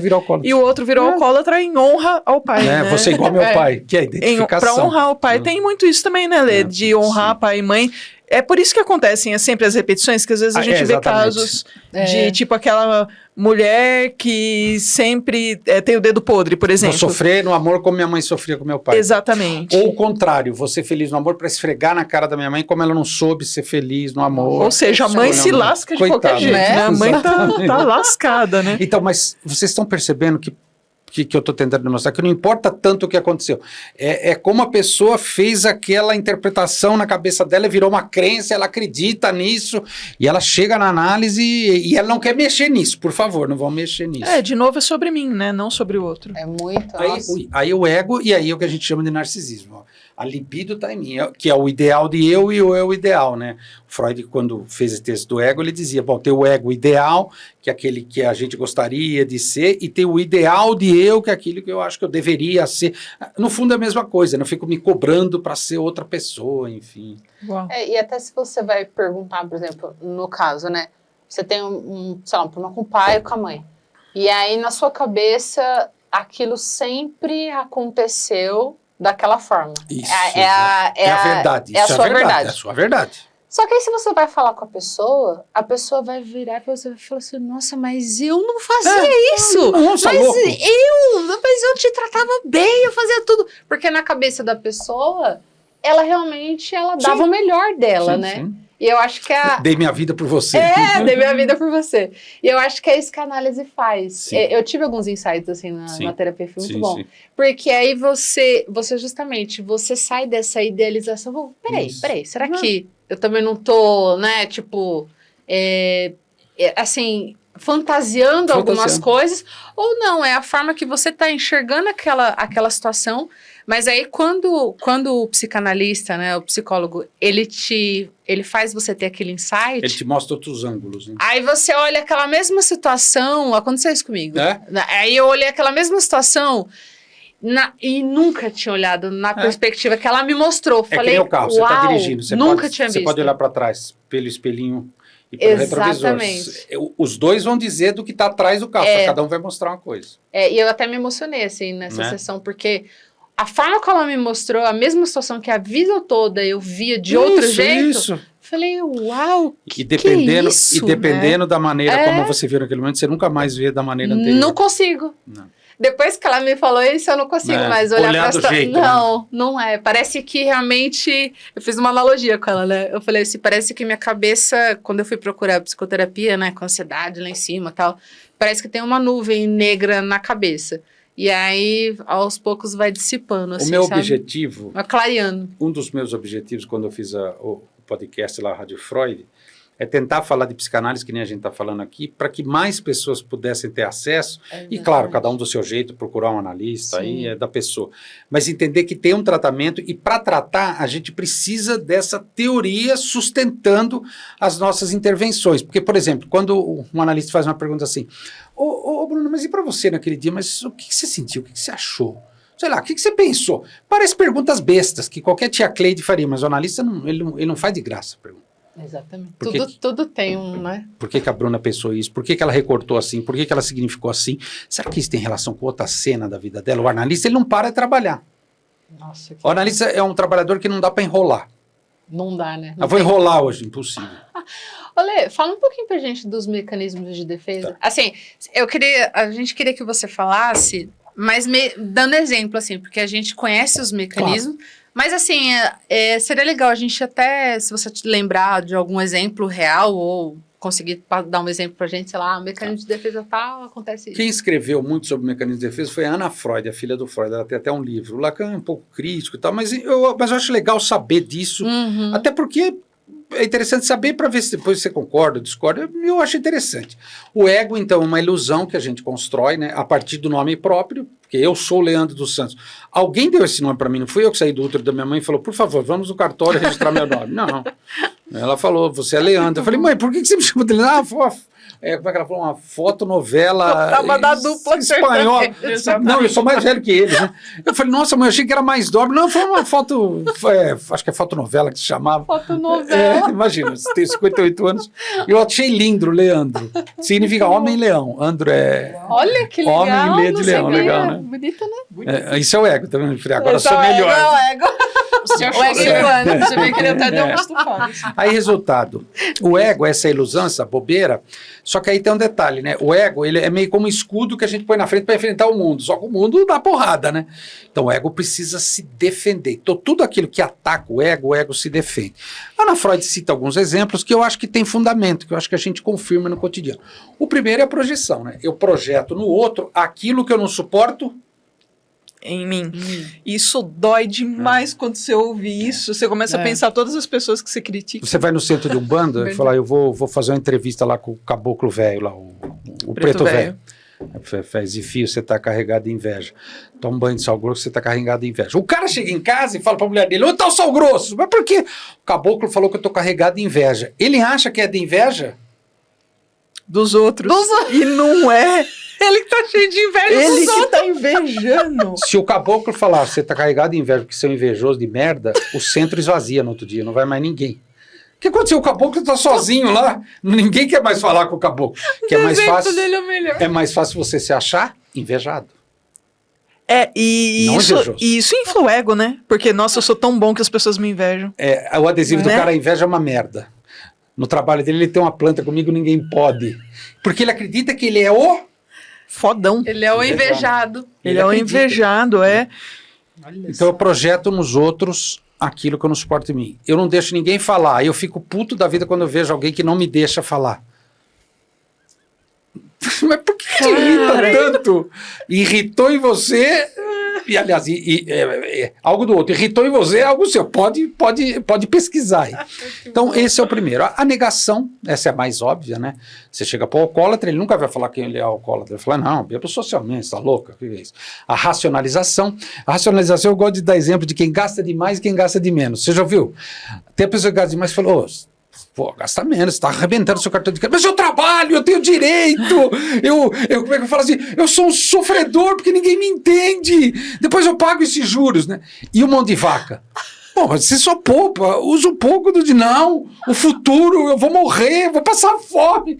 Mas você não precisa de tanto dinheiro, pode comprar 2 caminhões, eu lavo essa e uso de novo. Vira do avesso. Vira do avesso. São dois, mas ele tá te racionalizando para te convencer, né? Te convenci, né? Eu só tenho uma camisa, eu lavo e uso a mesma, viro do avesso, porque eu vou passar fome. Então, são exageros, claro, que a gente usa para proteger o nosso ego. Então, tem o gastão, tem o perdulário, né? Tem o mão de vaca, o muquirano, cada um tem o seu, né? Por exemplo, o sujeito que é controlador, que é perfeccionista, que é centralizador. Gente, ele tem uns argumentos já anotados. É muito bom. Sempre, né? Ele tenta te convencer que ele... Não, mas ó, eu não sou controlador. Não, imagina se fosse, né? Não, e dependendo do argumento, é tão bom que você fala, caramba, eu acho que eu tô monstro. errado. Eu sou um monstro, Acho que eu tô errado, ele Então, tá certo. claro, aí tem outros depois, mas eu peguei os mais clássicos. Por exemplo, a formação reativa, eu mostro o contrário do que eu, no fundo, estou sentindo. Por exemplo, no senso comum, quando alguém lambe muito você fala, epa... Não é pra tanto. É alguma coisa errada. Falciane. Temos uma Falciane aqui. Então, até no senso comum a gente saca isso, né? A formação reativa é o contrário, demonstra amor ao invés de demonstrar ódio, enfim. Então, a Ana Freud escreve um pouco sobre isso. Aí o que acontece? Isso se reflete na análise. Você pega muito isso, né? Especialmente no começo, a pessoa fala, tem a loira lá do escritório, a secretária, eu odeio ela. Eu sempre pergunto, por que você odeia a loira lá do escritório? Deixa eu te contar, lembra que eu odeio aquela vaca. A pessoa está falando dela. Caraca!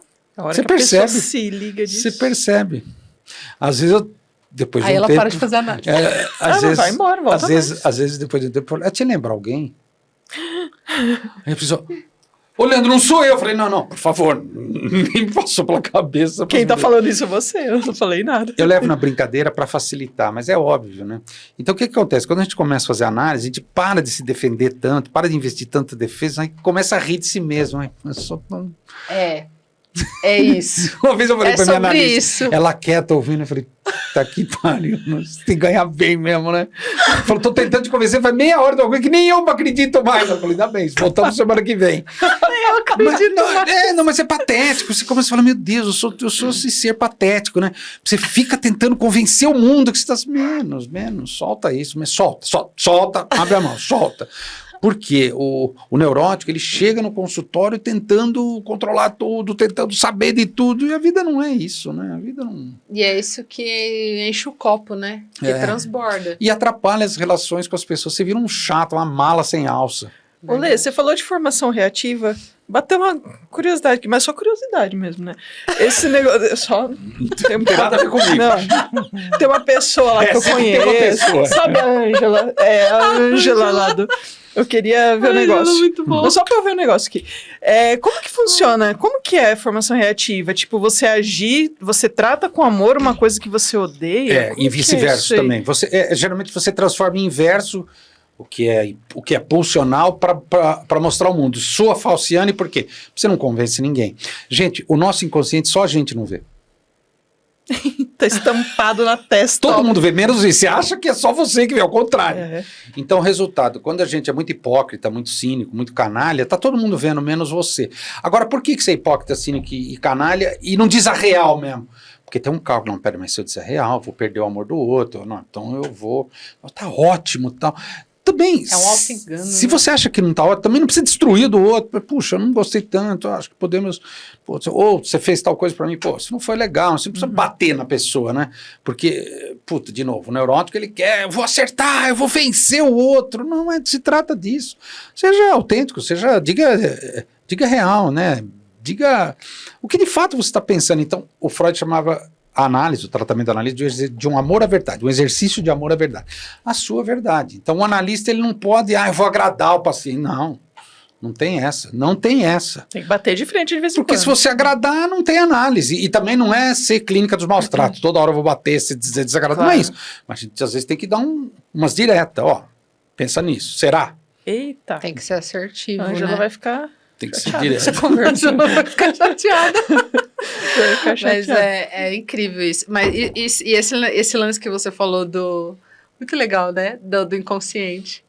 É isso, né? Só Você você. acha que ninguém tá vendo? Ninguém tá vendo, né? Não, é muito ingênuo Só isso, você é que muito não tá ingênuo, vendo, aqui tá todo mundo à Muito sua ingênuo. volta vendo. Claro, gente. A gente se entrega, a gente não Se percebe, né? E quando a gente cai na real, aí que você fala, né? Mas tem que cair na real para Tem que mudar. cair. É tudo bobeira, tudo umas besteiras que a gente vai inventando. A análise, ela vai limpando a cabeça da gente, essas bobeiras, e aí você vai tendo espaço livre para fazer coisas mais importantes para você, até para o mundo, É talvez. verdade. E é libertador, É, né? é. É uma, Nossa, dá uma nem fala. paz Eu acho que a gente fica mais interna. honesto com a gente mesmo. Eu só posso falar da minha análise. Eu fiz análise há muitos anos. Muito bom. Eu queria ter feito antes. Hoje eu olho, puta, Eu queria ter também feito penso antes, assim. mas não deu. A minha psicóloga, ela fala, a hora que ela termina a sessão, ela, nos exames de semana que vem, eu falo, se Deus quiser. Amém. Agora tá bom, né? Agora Já tá passou. legal. Já passou o pior, né? Não, mas ainda tem sessão que, ixi, Vai longe. tem muitos anos de análise ainda. Tem muitos anos. Vocês não precisam ter dúvida de uma coisa, gente. O ser humano sabe o que é bom para ele. É verdade. Eu vou explicar, não precisa explicar. O ser humano sabe o que é bom para ele. E por que faz o mal? Por que é o mal busca? Não. Faz mal para ele, contra Sim. ele. Esse é o masoquismo. Ah, O ser humano sabe o que é bom. Ele parou, cínico, que cínico. Ele viu que estava pegando e falou que estava sem tempo e dinheiro. Ele sabe que está pegando. Ele sabe que não é tempo e dinheiro. Resolveu empurrar para frente. entendi. É o tal do masoquismo. Aí fica empurrando, procrastinando. Tem que tratar, pô. Ô, Lê, a gente abriu caixinha de perguntas essa semana pro pessoal Foi perguntar mesmo. pra você, Percebi. né?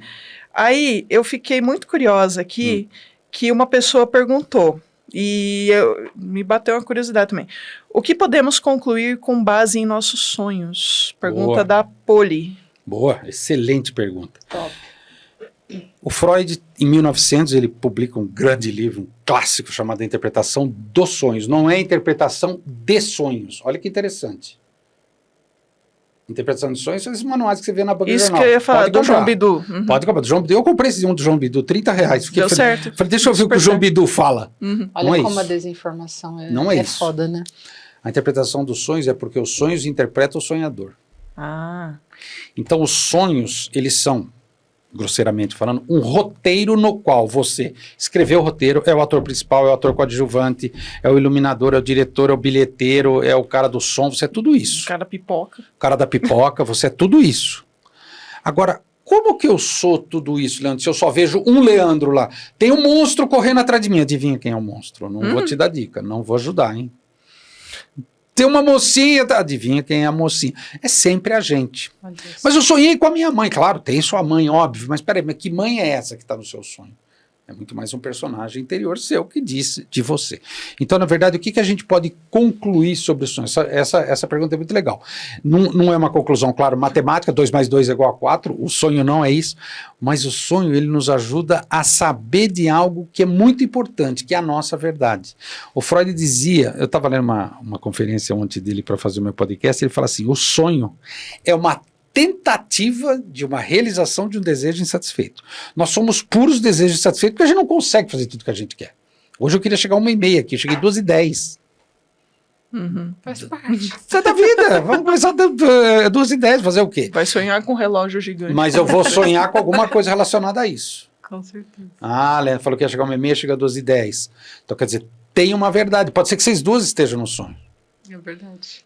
Entendeu? Exatamente. Com o relógio do Faustão lá. Entende? Assim. Relógio do Faustão. Ou vocês dois podem estar me consolando. Para, Leandro, não exagera. Não, a gente tem a tarde toda. Exatamente. Não importa. Diz de mim. Então, o sonho diz do sonhador. O sonhador tem que ter, eu acho que até uma questão de humildade, de se interrogar pelo sonho. Deixa eu me interessar pelo meu sonho. Não é porque eu tomei manga com leite, comi feijoada, não tem nada a ver. O sonho diz de mim. O que será que o meu sonho está querendo dizer para mim? Ou seja, meu inconsciente.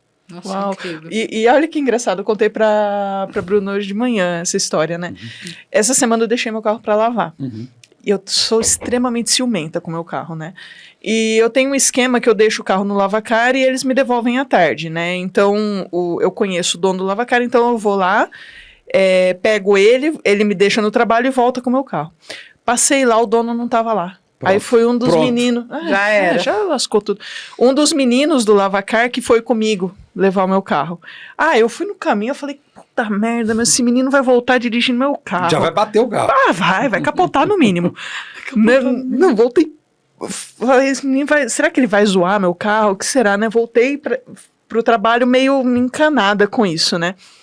E aí deu tudo certo, né? Não tive problema nenhum. O que eu sonhei à noite? Que esse menino era ele, a cara dele, tudo.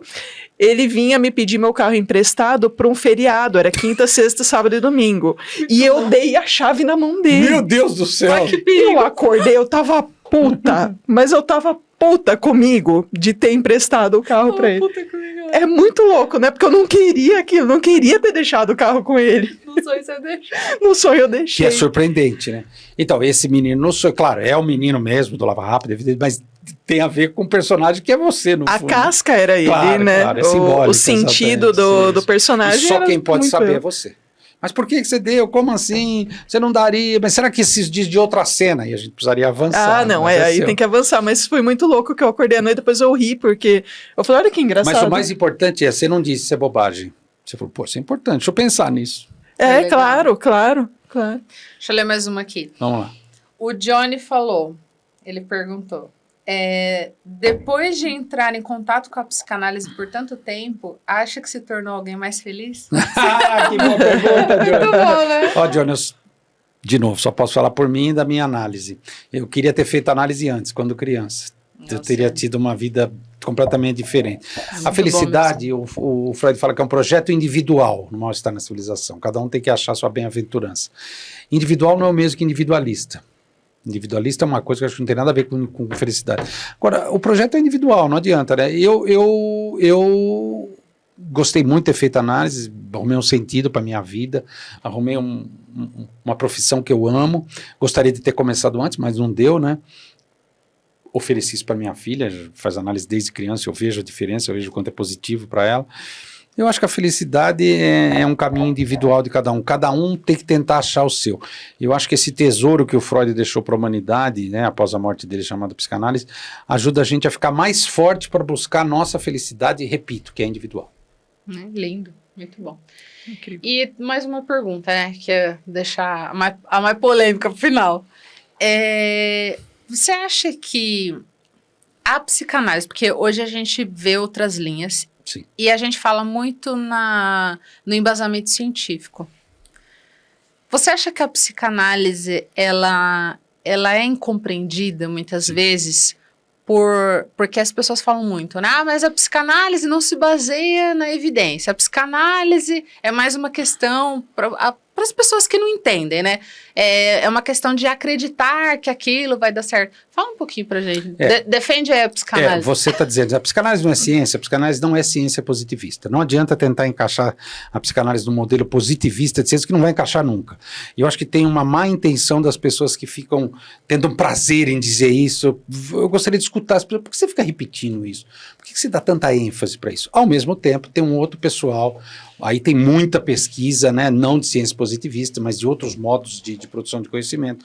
Um nome muito importante é o Thomas Kuhn, que ele diz que a psicanálise é ciência, mas é uma nova maneira de produzir conhecimento, ele pareia outros campos. O que eu penso, o conhecimento que a psicanálise produz não é generalizável, não é testável em laboratório de uma maneira ingênua. Agora, seria ingênuo também, por outro lado, negar que muito da psicanálise se confirma, o ato falho é um exemplo. Então o inconsciente não é uma coisa etérea. Poxa vida, a gente tem zilhões de exemplos. Então eu penso que a psicanálise não deveria ser criticada por quem muitas vezes tem uma má intenção e nunca fez análise, né? Mas sim, eu acho que poderia se interrogar os pacientes. Né? Tem um livro que saiu agora recentemente, Que Bobagem, a Psicanálise e tal, que a pessoa fala também da homeopatia e do acupuntura. Eu pratiquei acupuntura um monte de tempo, foi ótimo para minhas dores nas costas. Eu tentei homeopatia e não rolou. Comigo não rolou. Então eu não vou dizer a homeopatia comigo não funcionou, portanto não é ciência e portanto é uma bobagem. No fundo é isso, é uma tolice, você é um trouxa, você é um idiota, você não está percebendo. É essa má intenção que eu questiono, é a enunciação por trás do enunciado. Agora, a acupuntura para mim me ajudou muito. Mas e daí que não é ciência? Né?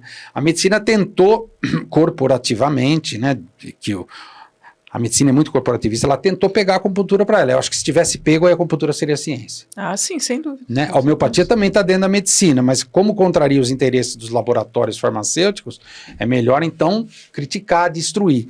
Então, eu acho que a psicanálise, a medicina já tentou tomar conta, a religião, não adianta, a psicanálise é que nem massa de pão. Quanto mais bate, mais cresce. Então, toda essa discussão de não é ciência, eu adoro. Toda vez que surge, eu adoro, porque aí vira um bafafá que a psicanálise sai mais forte. E é interessante porque, assim, teve um cara que veio aqui, que ele faz mestrado em neurociências, e ele falou uma coisa que, você vê, o cara faz mestrado em neurociências, mas olha que mente aberta que ele tem. Ele falou uma coisa que eu achei incrível.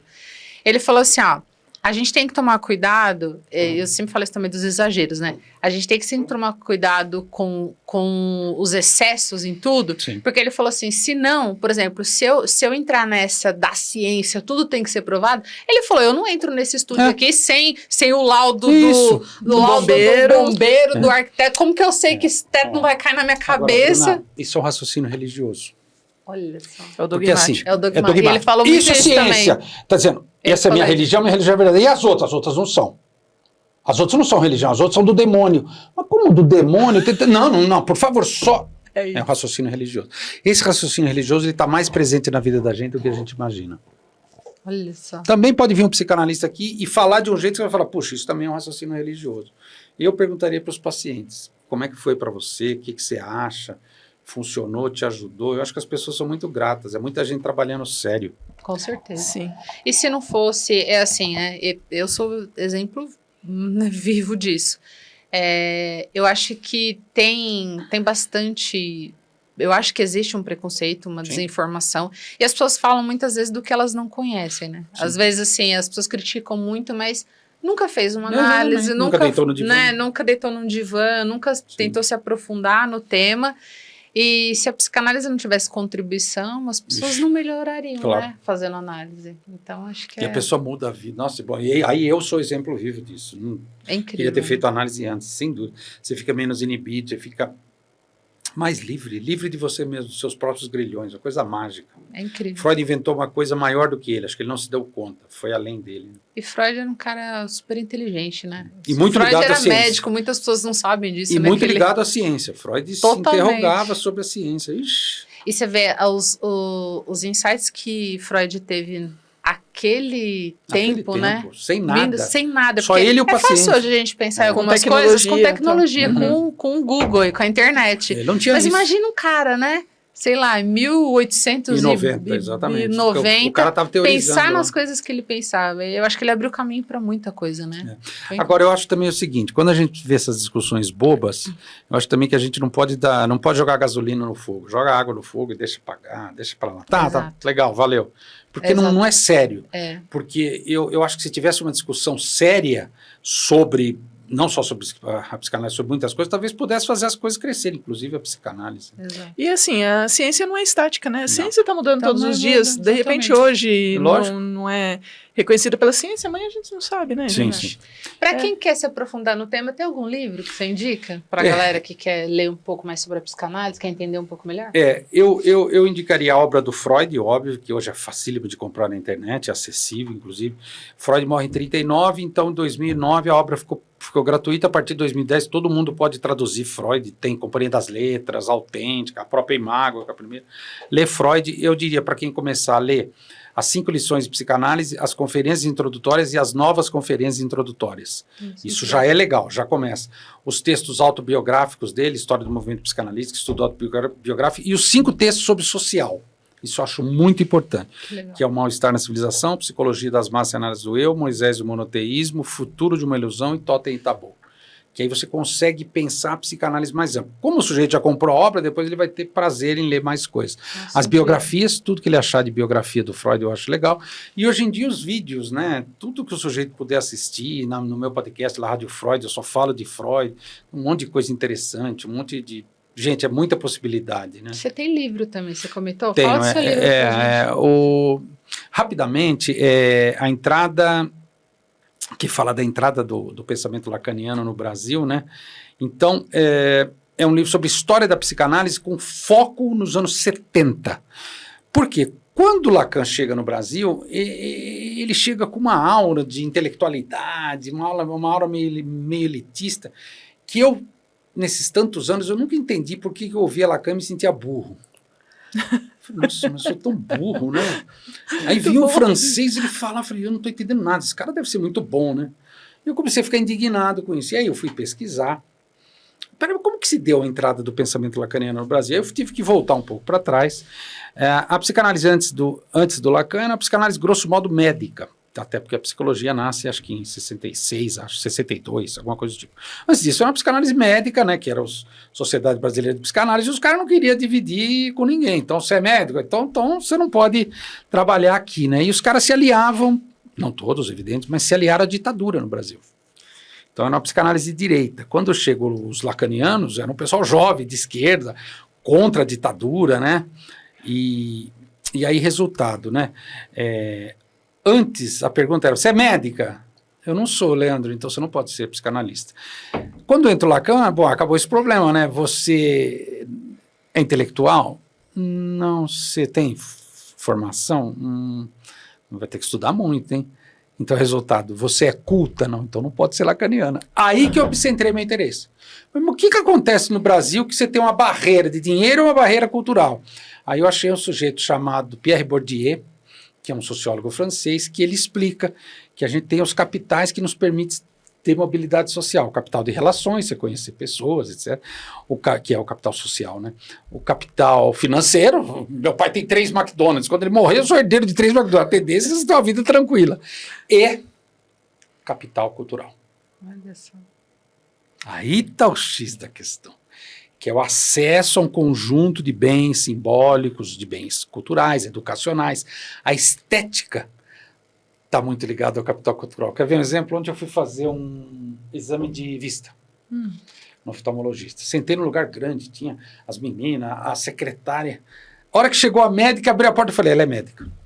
Você sabia de algum jeito. E foi ela que me atendeu. É simples. Onde ela comprou a bolsa?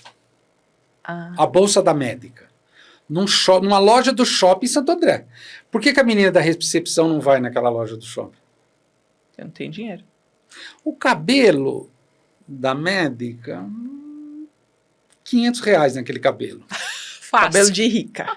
O sapato da médica. Então, da mesma maneira que a gente tem uma noção estética do que é superior e inferior, isso é dito pela elite de um país, eu fui voltando para trás. E aí eu achei um sujeito chamado Gessé Souza, que ele tem um livro chamado Elite do Atraso. Então, aí ele volta até 1500. Como é que o colonizador dominava a colônia? Como é que Portugal dominava o Brasil, a África, a Espanha, os outros países? Você é colonizado, você é burro, você é feio, você é preto, você é desdentado, você não tem inteligência, você é desleixado, você cheira mal. Rebaixava a pessoa. Aí como é que a pessoa sai desse rebaixamento? Não sai? Não sai. E resultado, dependendo da sua escolarização, você fala grosso e diz, peraí, eu tenho minha posição. Depende, você estudou numa escola pública, é Senai. Na escola particular, eu vejo minha filha Paulo Freire. Fala a sua opinião, filha do Leandro. Ela fala. Então, resultado, você vai tendo acesso a certos bens culturais que te permite se posicionar frente a isso que é ditado pela elite da época.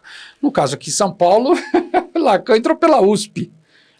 Precisa explicar mais? Sim, Precisa desenhar? Não, acho que não, né? Tá certo. Né? Então, o resultado, o pensamento lacaniano continua sendo elitizado. Hoje, com certeza, um monte de gente quebrando isso, não só eu, fico muito feliz. O Christian Dunker, que foi meu orientador, ele que me indicou esses autores, acabei usando no pós-doc, o Christian já na época já me indicava. Então, o Christian é um exemplo, o Raul Pacheco, tem um monte de gente séria tentando quebrar esse elitismo, né? Então, eu tomei como uma posição política. Vocês perceberam que eu sou acessível, você entende tudo que eu falo. Sim, verdade. Vocês não sentem que estranho, eu estou entendendo tudo que o Leandro fala. Com certeza. Um Deve assunto ter algo complexo errado. que a gente nunca entendeu. É uma posição política minha. Uau. Porque eu vim de uma classe social muito mais baixa, muito mais simples, e aí eu fui entendendo o que estava por trás disso, daquilo, do nosso medo, da nossa inibição, da nossa dúvida. Por que eu não posso saber? Porque eu acho que eu não posso saber, esse lugar não é para você. Você já é colocado nesse lugar desde criança. Então a teoria lacaniana no Brasil sempre teve essa aura de uma elitização pelo capital cultural. Se você quer entender Lacan, você tem que ser culto. Olha isso, cara. Então, agora tá ficando mais acessível. Agora Isso, que tá. isso. Depois de quantos anos? Ainda bem, né? Mais de 30 anos. Nem fala. O livro foi um sucesso, vendeu a primeira né? tiragem. Agora eu estou fazendo um pós-fácil para a segunda tiragem e eu quero escrever mais sobre isso. A gente chama de Brasil com S e Brasil com Z. Essa é uma frase do Edmar Baixa, que eu cito no livro. Ele é um economista que fala assim, o Brasil é uma imensa belíndia, 20% vive na Bélgica, 80% vive na Índia. Então olha só que interessante. A Bélgica nos anos 70, que foi quando ele fala isso, era um país desenvolvido, a Índia era um país atrasado. Hoje a Índia, claro, se desenvolveu e a Bélgica continua desenvolvida. Então o que ele está falando? Se você nasceu com o Brasil com Z é uma coisa, se você nasceu no Brasil com S é uma outra coisa. Por exemplo, se eu pegar a lei de cotas, por que tem que existir a lei de cotas? Senão esses 80 não saem daqui, não sai, não chega na escolarização dos 20, não passa no vestibular dos 20. Olha só. Então a lei de cotas ajuda, a lei, enfim, do racismo, do direito das mulheres, isso tudo tem tudo a ver com esse Brasil, que ainda tem muito do Brasil colônia, tem muito de antes de 1888. Olha isso. Olha que incrível. Então a psicanálise era uma psicanálise belga, hoje é uma psicanálise indiana, né, no sentido de atingir os 80%. Ser mais acessível, né? Louco, né? Incrível. Olê, tem alguma pergunta que a gente não fez, que você queria que a gente tivesse feito, que a gente queria, algo que você queria falar e que a gente não comentou? Eu acho que vocês não comentaram, talvez porque vocês ainda não pensaram nisso, mas qual a importância do podcast para divulgação de coisas de qualidade? Claro que hoje a gente está no nosso mundinho, nós três aqui, psicologia, psicanálise, Sim. mas para além disso, qual a importância de uma coisa como o podcast para levar capital cultural para as pessoas de graça? É só você ter R$30 de uma linha de internet, lá um celularzinho de R$500, você vai ter acesso a isso. Sim. Você pode emprestar, empresta o celular aqui, pode assistir. Então, quer dizer, chega para todo mundo mesmo. Então, eu acho que vocês poderiam ter me perguntado o que eu penso. Eu acho que a gente tem que saber aproveitar esse mundo virtual, esse mundo digital, para a gente aumentar a qualidade. Por quê? Às vezes a gente assiste TV aberta e fica criticando, ai, que porcaria essa TV aberta, TV Globo, SBT. Tudo bem. Você pode até criticar, deveria levar para a população algo de alto nível. A gente pode levar algo de alto nível. De graça. Foi o que nós fizemos aqui hoje, entendeu? Exatamente. Quem assistir, quem ouvir esse capítulo aqui hoje, que nós tivemos aqui, não é possível que não pense em nada, que não se interrogue, que não tenha curiosidade. Não reflita em alguma coisa, então, né? A gente fez o que foi possível para nós três aqui. Então, talvez seja essa pergunta. O que eu penso? Portanto, eu valorizo, aprecio o trabalho de vocês, né? Claro, entrei na página de vocês lá no canal, óbvio. Não desistam, persistam, porque é um trabalho importante. Nem tudo na vida que dá dinheiro é o que importa, porque o capitalismo é muito assim, deu dinheiro é importante, não é remunerado, não é importante, como o trabalho doméstico. O trabalho doméstico só não dá valor porque tem alguém que faz. Se tiver que fazer, você vai dar muito valor. Sim, então a gente não faz tudo por dinheiro e só por dinheiro. A gente também faz por prazer. Né? Eu acho que a nossa intenção desde o começo foi essa, levar informação. A gente viu que tem bastante, o pessoal bem interessante participando de podcasts e tal, né? E aí a gente quis fazer parte disso, levar informação do jeito que a gente puder para as pessoas, né? Sim. Acho muito importante. Democratizar, né? Ai, que bate-papo da hora, gente. Foi muito bom. Foi legal, incrível, Lê. Né? Lê, a gente só tem a agradecer você. Demais. Disposto a vir aqui. 50 km. 50 km. Com poderia ter corrido, né? Um trânsito daqueles que a gente sabe que é complicado. Então a gente só tem a agradecer você de ter topado vir aqui trazer mais informação pro pessoal. Com certeza. Foi muito bom, bate-papo top. Foi bom demais. Obrigada mesmo. A eu que agradeço. Aos ensinamentos. Bruna, eu que agradeço a vocês duas. E também, claro, quem estiver assistindo, compartilhe, indica pros colegas, faz crescer a coisa. Tá. E para te encontrar, Lê, como que o pessoal faz? Tá. Hoje em dia todo mundo me acha. Tem no Instagram, psicanalista Leandro Santos, tem no Facebook também, mas tem a Rádio Freud. Então, é só mandar um direct lá na Rádio Freud. A Rádio Freud, ela tá, evidentemente, no YouTube, canal Rádio Freud, só jogar lá. E também no Spotify. Quem gosta mais de ouvir, eu gosto mais de rádio, é só a voz, também é uma experiência, lembra muito de Van, também pode ouvir. Mas para me achar, é só mandar um direct, ou no Instagram, é super fácil de me achar, eu sempre respondo, as pessoas me acham, né? E uma outra coisa que eu acho interessante também, o podcast, ele tem uma coisa particular, que eu acho que é o seguinte, eu percebo que a maioria das pessoas não assiste, elas ouvem. Sim, eu ouço muito no carro. Não tem problema, pode ouvir também. Eu acho que o rádio é diferente da imagem, né? Aqui seria uma espécie de TV, né? Eu acho que o rádio é diferente da TV. Eu acho que o rádio não morre por isso. É que nem o livro, você ouve ou lê no livro e fantasia. A ideia é essa mesmo. A fantasia é a base para a criatividade. Então, eu fico satisfeito de poder colaborar com vocês, porque eu sei que isso aqui não é fácil. Legal. Obrigada por esse apoio ao nosso trabalho também. Muito obrigada, Lê. Obrigada, Lê. A gente espera que você volte aqui para falar mais vezes com a gente. Que faltou assunto ainda. Faltou assunto, não. Faltou tempo para falar. Assunto não falta. Assunto não falta, Lê. Obrigada, muito obrigada, Lê. então. Obrigada mesmo. E é isso aí, gente. Até mais, gente. Até mais, gente. Tchau. Tchau.